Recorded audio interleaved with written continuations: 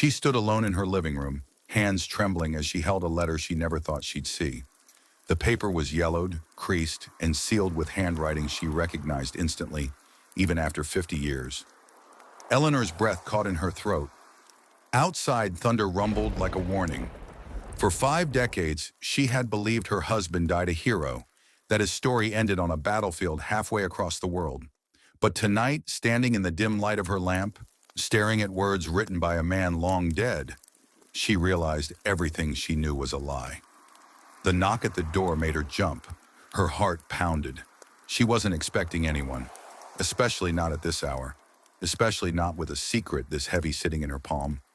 And when she opened that door, when she saw the face of a stranger who somehow knew her deepest pain, her life, as she had carefully constructed it, began to unravel.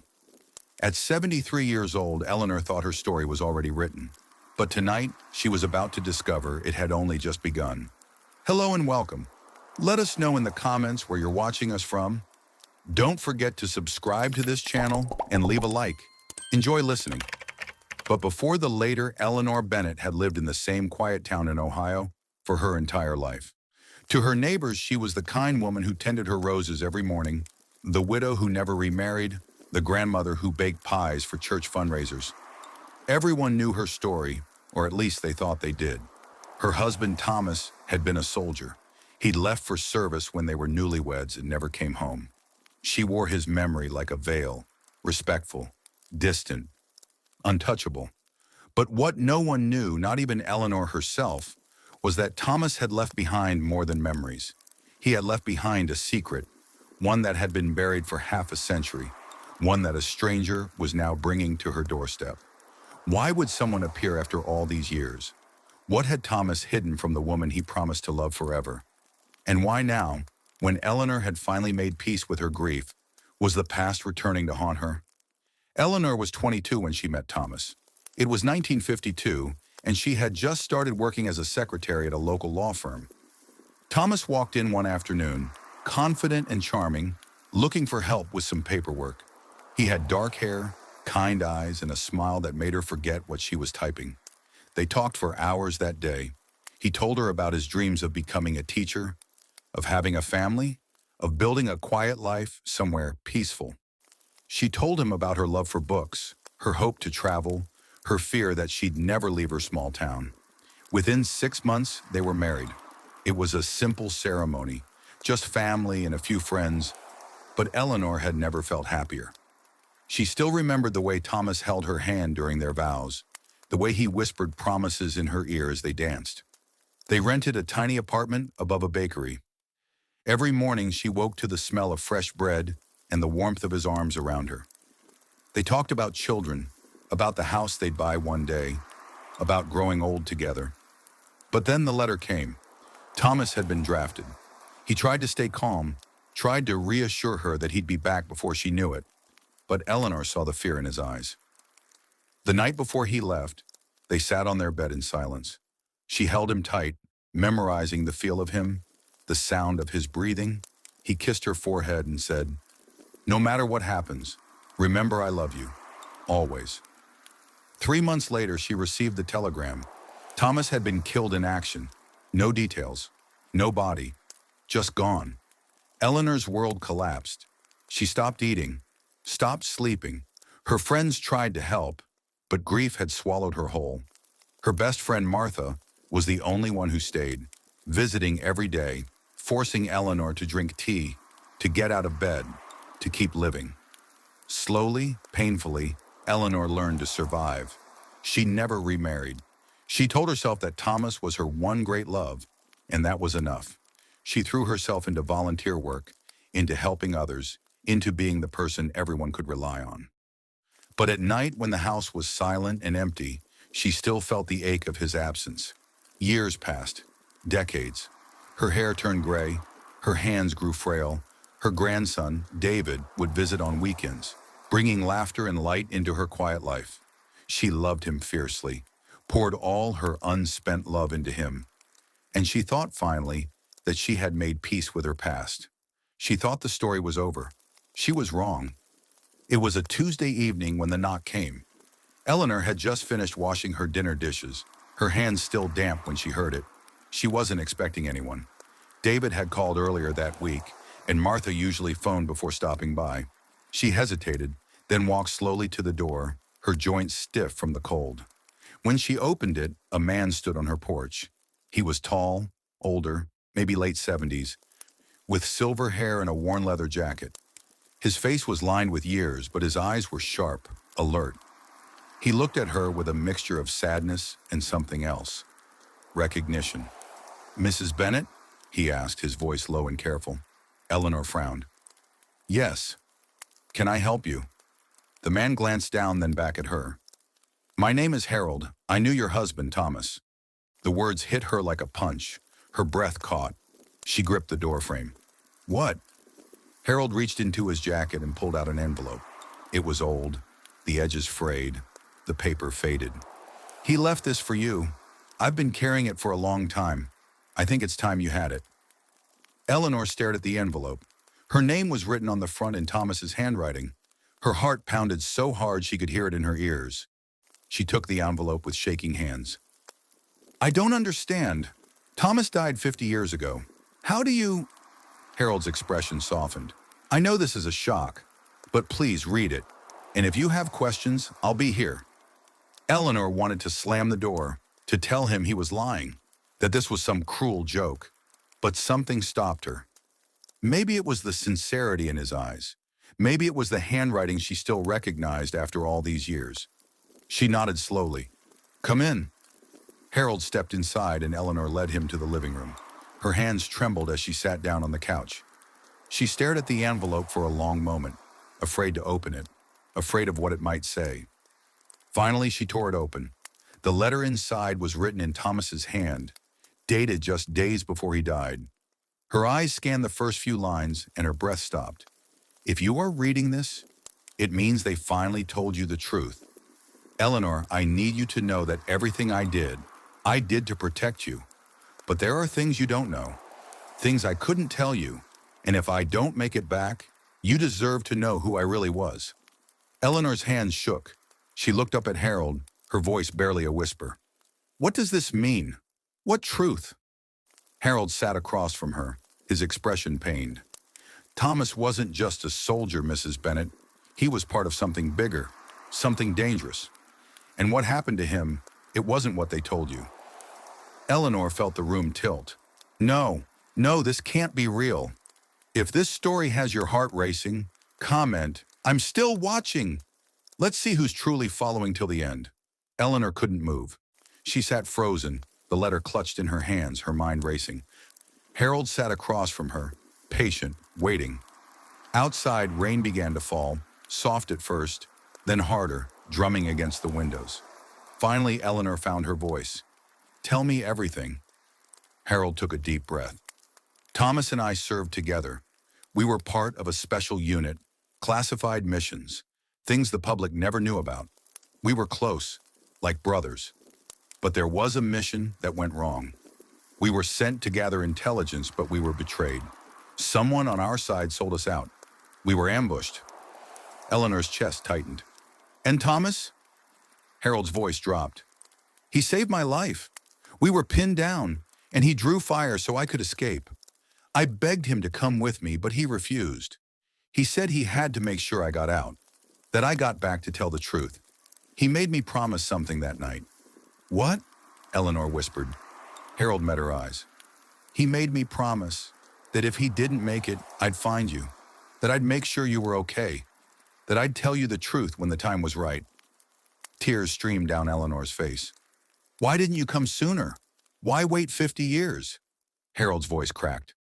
"Because I was a coward. I was scared.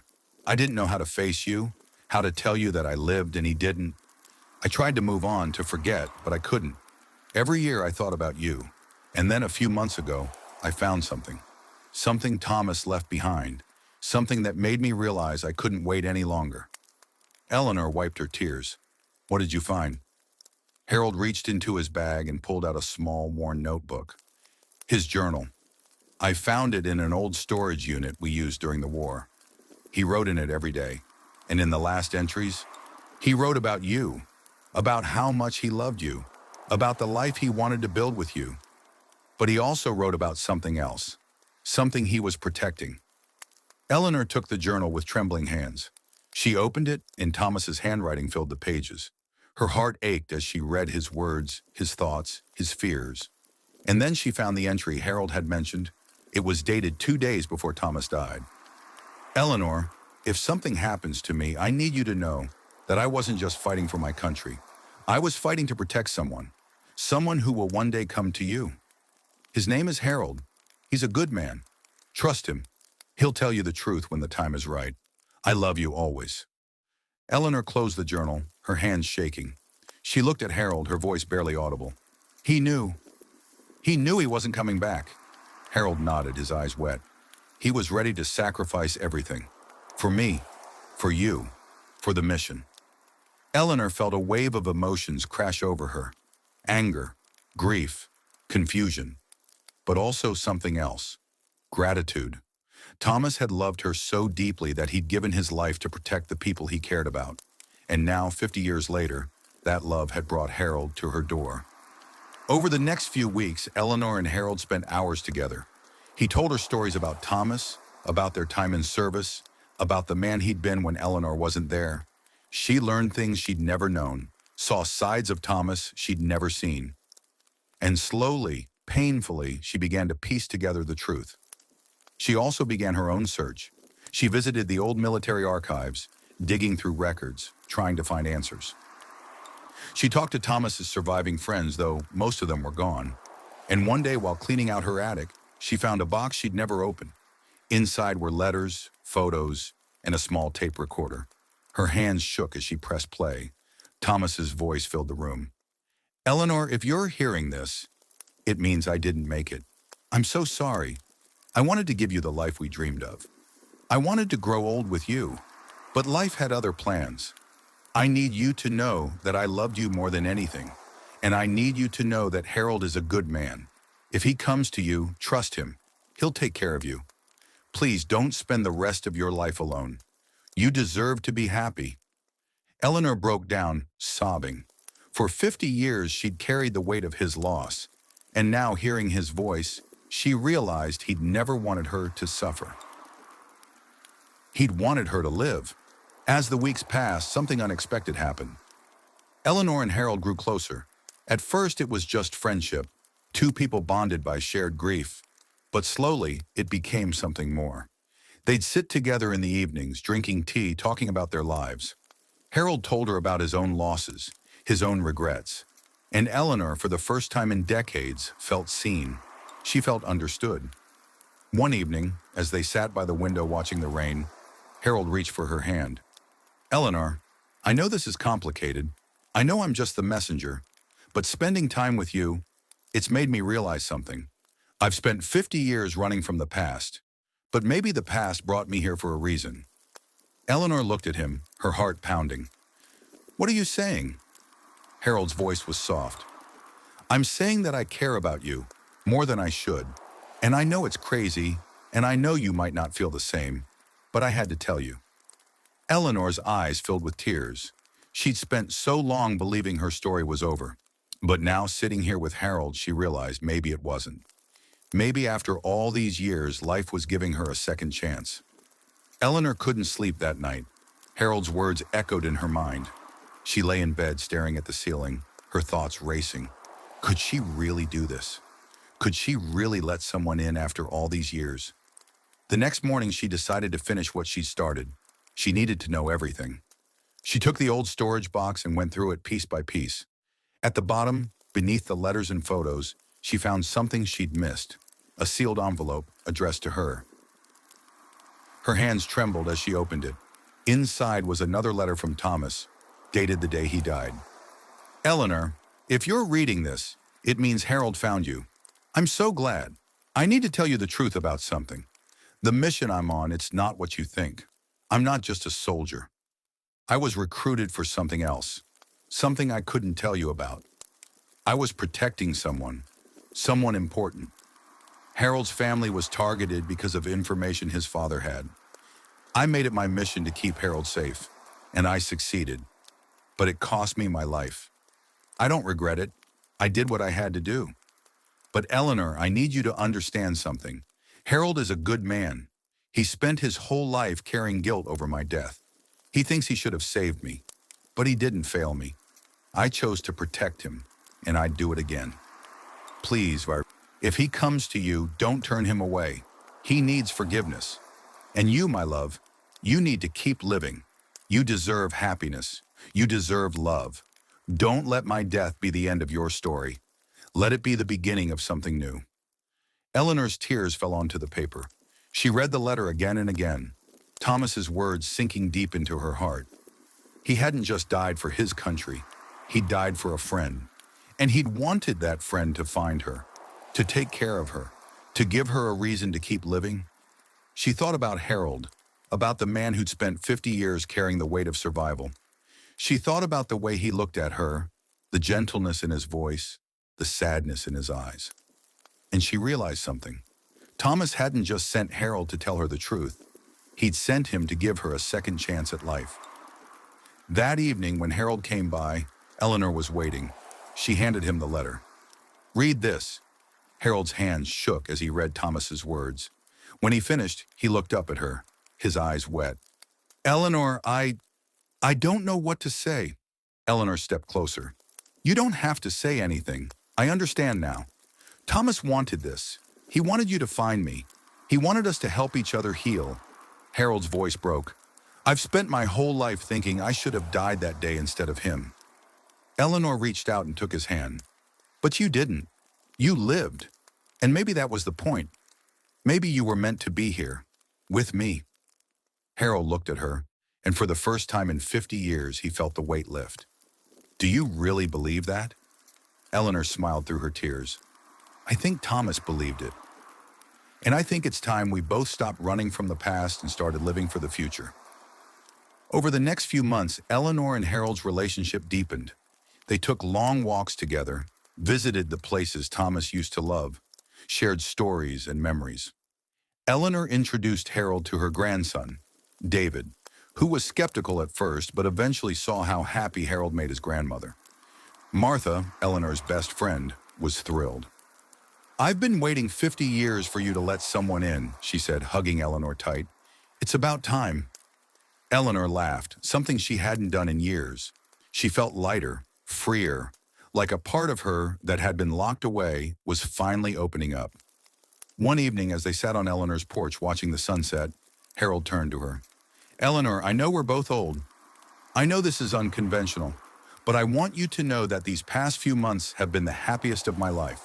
Eleanor looked at him, her heart full. "Mine too." Harold smiled. "Thomas was right about you. You're extraordinary." Eleanor's eyes filled with tears. "He was right about you too."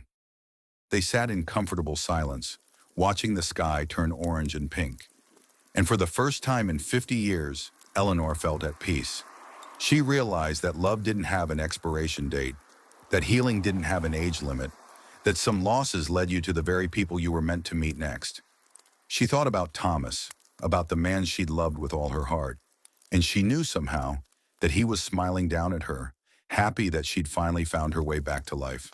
6 months later, Eleanor and Harold stood together at Thomas's grave. They'd brought flowers and they stood hand in hand, paying their respects. "Thank you," Harold whispered, "for everything." Eleanor squeezed his hand. "Thank you for finding me." As they walked away, Eleanor felt a sense of closure. She'd spent 50 years believing her story was over, but now she knew the truth.